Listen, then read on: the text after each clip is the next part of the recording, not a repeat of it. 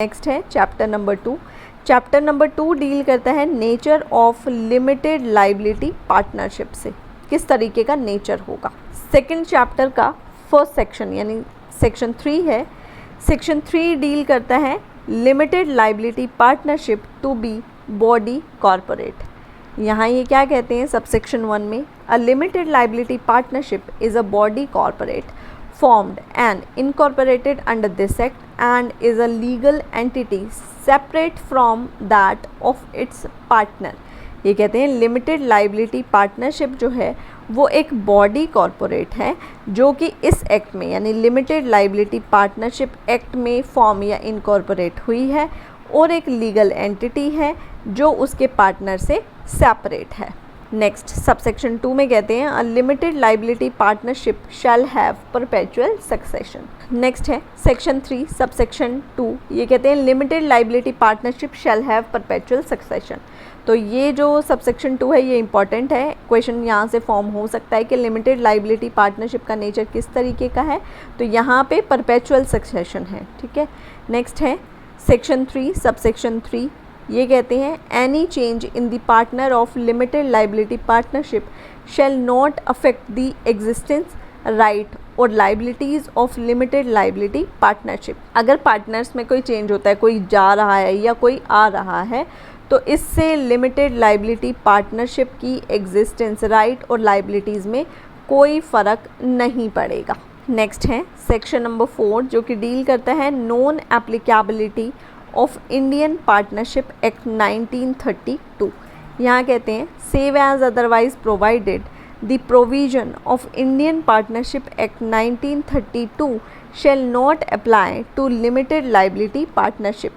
क्या कह रहे हैं कि इंडियन पार्टनरशिप एक्ट 1932 के प्रोविज़न लिमिटेड लाइबिलिटी पार्टनरशिप पर नहीं लगते हैं।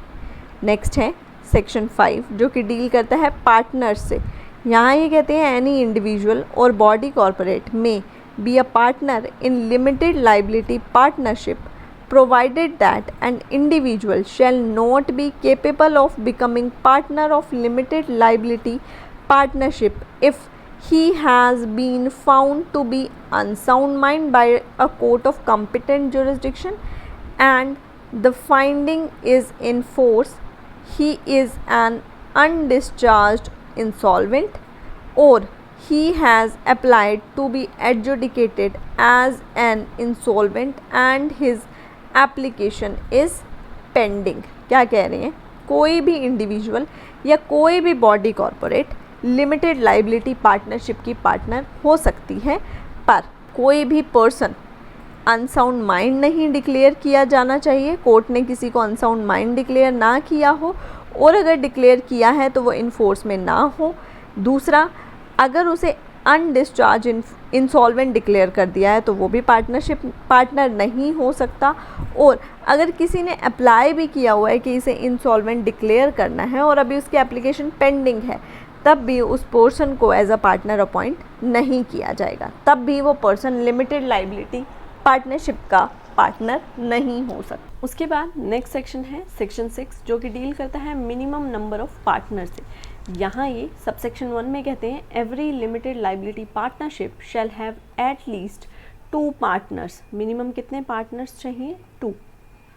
नेक्स्ट कहते हैं सबसेक्शन 2 में if at any time the number of partners of a limited liability partnership is reduced below 2 and the limited liability partnership carries on business for more than 6 months while the number is so reduced, the person who is only partner to the limited liability partnership during the time that is so carries on business after those 6 months and has the knowledge of the fact that it is carrying on business with him alone shall be liable personally for the obligations of limited liability partnership incurred during that period। ये कहते हैं कि इन्होंने सबसे पहले subsection 1 में बोला कि जो मिनिमम नंबर है वो मिनिमम पार्टनर्स एटलीस्ट 2 होने चाहिए, और अगर ये 2 से कम होकर 1 हो जाते हैं और वो बिज़नेस चलाते रहते हैं, इस पार्टनरशिप को चलाते रहते हैं 6 महीने से ज़्यादा तक, जब से ये नंबर रिड्यूस्ड हुआ, तो इस टाइम में जितनी भी लाइबिलिटी होगी वो इस पर्सन की खुद की पर्सनली लायबल होगा, ये उस सब के लिए जहाँ पर इसको नॉलेज है कि 6 महीने से ज़्यादा हो चुका है और इसको इस फैक्ट की नॉलेज है कि 6 महीने से ज़्यादा हो चुका है और वो खुद ही इस बिज़नेस को चला रहा है, तो वो इन सभी ऑब्लिगेशंस के लिए पर्सनली लायबल होगा। नेक्स्ट कहते हैं सेक्शन 7 जो कि डील करता है डेजिग्नेटेड पार्टनर से। सबसेक्शन 1 में कहते हैं every limited liability partnership shall have at least 2 designated partners who are individual and at least one of them shall be resident in India. Proviso देते हैं provided that in case of a limited liability partnership in which all the partners are bodies corporate or in which one or more partners are individual and body corporate, at least 2 individual who are partners of such limited liability partnership or nominees of such body corporate shall act as designated partners. यहाँ इन्होंने subsection 1 में कहा कि सभी limited liability partnership में at least 2 कम से कम 2 designated partners होंगे, जिनमें से ज़रूरी है कि उनमें से कम एक रेसिडेंट ऑफ इंडिया हो। उसके बाद प्रोवाइज़ो में ये कहते हैं लिमिटेड लाइबिलिटी पार्टनरशिप में जहाँ सभी पार्टनर्स अगर बॉडी कॉरपोरेट हैं या उनमें से कोई एक बॉडी कॉरपोरेट हैं, तो इस केस में कम से कम 2 इंडिविजुअल जो इस लिमिटेड लाइबिलिटी पार्टनरशिप में पार्टनर्स हैं या फिर बॉडी कॉरपोरेट के नॉमिनीज़ हैं, वो डेजिग्नेटेड पार्टनर की तरह एक्ट करेंगे। आई होप सेक्शन 7 का सबसेक्शन 1 क्लियर हो गया होगा। उसके बाद एक्सप्लेनेशन ऐड करते हैं। एक्सप्लेनेशन में कहते हैं for the purpose of this section the term resident in India means a person who has stayed in India for a period not less than 120 days during the financial year, यानी 120 days जो कम से कम रहा हो during the financial year, उसे ही हम कहेंगे कि वो पर्सन रेसिडेंट इन इंडिया है। नेक्स्ट आते हैं सबसेक्शन 2 पे। सबसेक्शन 2 में कहते हैं subject to the provision of subsection 1 if the incorporation document specifies who are to be designated partner, such person shall be designated partner on incorporation. B states that each of the partner from the time to time of limited liability partnership is to be designated partner. Every such partner shall be a designated partner. क्या कहते हैं कि जब ये limited liability partnership incorporate हुई थी, उस incorporation document में अगर स्पेसिफाई किया हुआ है कि ये पर्टिकुलर पर्सन डेजिग्नेटेड पार्टनर होगा, तो वो पर्सन ही डेजिग्नेटेड पार्टनर माना जाएगा। उसके बाद ये कहते हैं कि अगर इनकॉर्पोरेशन डॉक्यूमेंट में लिखा है कि time to time limited liability partnership में कोई एक पर्सन जो पार्टनर हैं उनमें से कोई भी पार्टनर एक डेजिग्नेटेड पार्टनर होगा, तो वो पार्टनर डेजिग्नेटेड पार्टनर माना जाएगा। इस पे फिर जो सबसेक्शन 1 है वो अप्लाई नहीं होगा। उसके बाद ये कहते हैं सेकंड में एनी पार्टनर में become a designated partner by and in accordance with the limited liability partnership agreement and a partner में cease to be a designated partner in accordance with limited liability partnership agreement। ये कह रहे हैं कि कोई भी partner, any partner word use किया है, एनी पार्टनर, कोई भी पार्टनर डेजिग्नेटेड पार्टनर बन सकता है लिमिटेड लाइबिलिटी पार्टनरशिप अग्रीमेंट के अकॉर्डिंग, और एक पार्टनर इसी अग्रीमेंट के अकॉर्डिंग सीज भी हो सकता है। नेक्स्ट आते हैं सबसेक्शन 3 पे।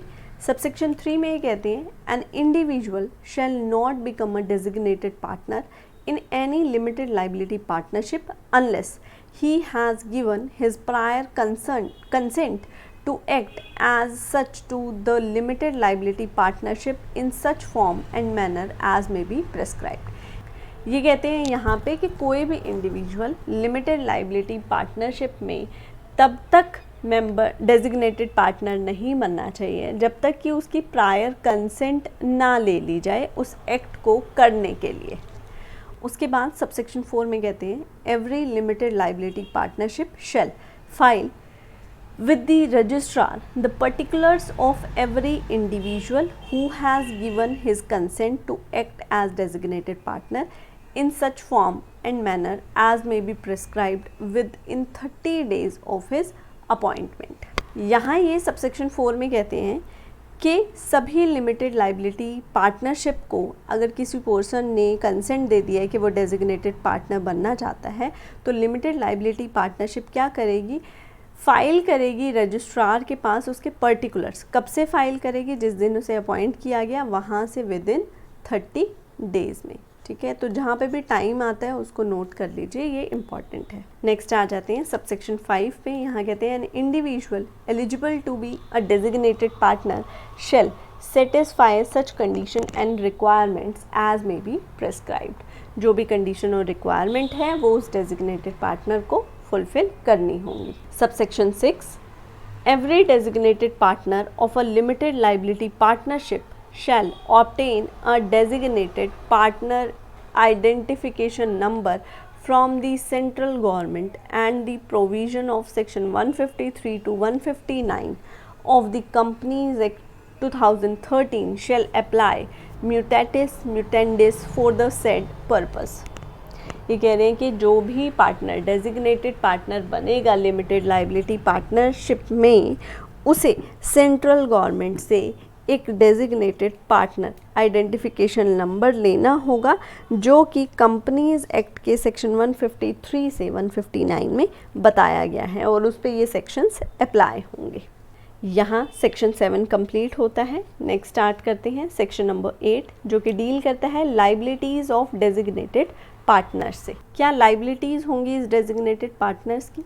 ये कहते हैं every unless expressly provided otherwise in this act, a designated partner shall be responsible for the doing of all acts, matters and things as are required to be done by the limited liability partnership in respect of compliance of the provision of this act, including filing of any document, return, statement and the like report pursuant to the provision of this act, and as may be specified in the limited liability partnership agreement।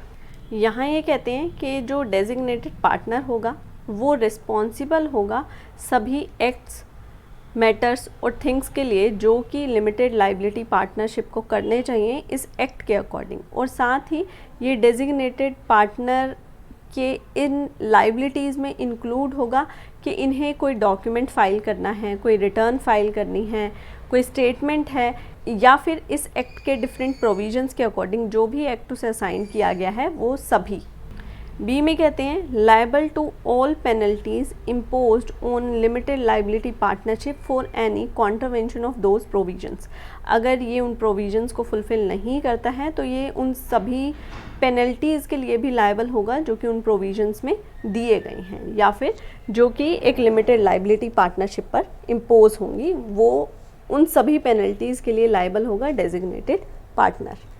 उसके बाद next section है section number 9, जो कि deal करता है changes in designated partners. ये कहते हैं लिमिटेड लाइबिलिटी पार्टनरशिप में appoint a designated partner within 30 days of a vacancy arising of any reason, and provision of subsection 4 and subsection 5 of section 7 shall apply in respect of such new designated partner। क्या कह रहे हैं कि अगर designated partner की seat vacant हो जाती है तो वैकेंसी जो है वो 30 डेज़ में फिल करनी होगी, अपॉइंट हो जाने चाहिए ये। और जब एक डेजिग्नेटेड पार्टनर को अपॉइंट किया जाएगा तो सेक्शन 7 के सबसेक्शन 4 और 5 अप्लाई होंगे। प्रोवाइजो कहते हैं provided that if no designated partner is appointed और if any time there is only one designated partner, each partner shall be deemed to be designated partner. अगर कोई डेजिग्नेटेड पार्टनर को appoint नहीं किया गया है या फिर कोई एक डेजिग्नेटेड पार्टनर है तो सभी पार्टनर डेजिग्नेटेड पार्टनर डीम किए जाएंगे। Next 10th section number 10 deal करता है punishment for contravention of section 7 and section 9। Section 7 में था कि अपॉइंटमेंट के लिए क्या प्रोसीजर फॉलो करना है, और 9 में था कि अगर चेंजेस करने हैं तो किस तरीके से, अगर इनका कॉन्ट्रावेंशन होता है 7 और 9 का तो क्या पनिशमेंट है। कहते हैं if the limited liability partnership contravenes the provision of subsection 1 of section 7, the limited liability partnership and its very partner shall be liable for a penalty of 10,000 rupees, and in case of continuing contravention with a further penalty of 1,000 rupees for each day। पहले 10,000 हैं, फिर 100 हैं for each day after the first, during which such contravention continues, subject to the maximum of 1 lakh rupees for the limited liability partnership and 50,000 rupees for every partner of such limited liability partnership। पूरी limited liability partnership के लिए 1 lakh maximum और each partner के लिए 50,000 maximum. I hope ये clear हो गया होगा। ये कहते हैं अगर लिमिटेड लाइबिलिटी पार्टनरशिप में किसी पर्सन ने सेक्शन 7 सबसेक्शन 1 को कॉन्ट्रावेन किया हो, और सेक्शन 7 सबसेक्शन 1 क्या था कि एक लिमिटेड लाइबिलिटी पार्टनरशिप में एटलीस्ट 2 डेजिग्नेटेड पार्टनर्स होंगे, तो अगर एटलीस्ट 2 नहीं होते हैं तो उसकी बात कर रहे हैं ये। अगर उसको कॉन्ट्रावेन किया तो इस केस में ये लायबल होंगे। फर्स्ट तो 10,000 के लिए, फिर भी कंटिन्यू करते हैं तो 100 ईच डे के लिए, और इसमें एक लिमिट है लिमिटेड लाइबिलिटी पार्टनरशिप पे पूरे पे मैक्सिमम 1 लाख से ज़्यादा नहीं, और ईच पार्टनर पे 50,000 से ज़्यादा नहीं। आई होप ये क्लियर हो गया होगा।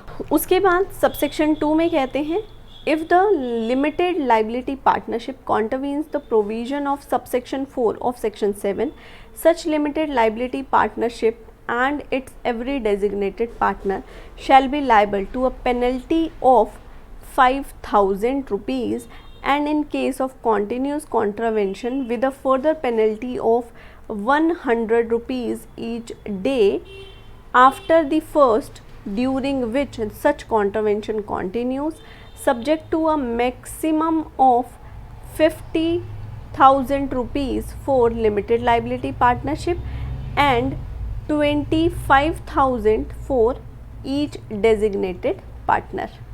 अब यहाँ पे सेक्शन 7 सबसेक्शन 4 में क्या बात की गई थी? सबसेक्शन 4 में बात की गई थी कि अगर कोई डेजिग्नेटेड पार्टनर अपॉइंट किया जाता है तो विद इन 30 डेज़ रजिस्ट्रार को इसकी रिपोर्ट देनी होगी, डिटेल्स देनी होगी। अगर रजिस्ट्रार को विद इन 30 डेज़ इसकी डिटेल्स नहीं दी जाती हैं तो 5,000 रुपीज़ फ़ाइन है, फिर भी कॉन्ट्रावेंशन किया तो 100 रुपीज़ पर डे।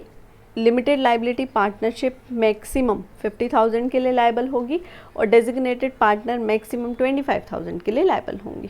सबसेक्शन 3 में कहते हैं if the limited liability partnership contravenes the provision of section 7 subsection 5 और section 9, such limited liability partnership and its every partner shall be liable to a penalty of 10,000, and in case of contravention with further penalty of 100 rupees each day after the first, during which such contravention continues, subject to a maximum of 1 lakh rupees for limited liability partnership and 50,000 for each partner।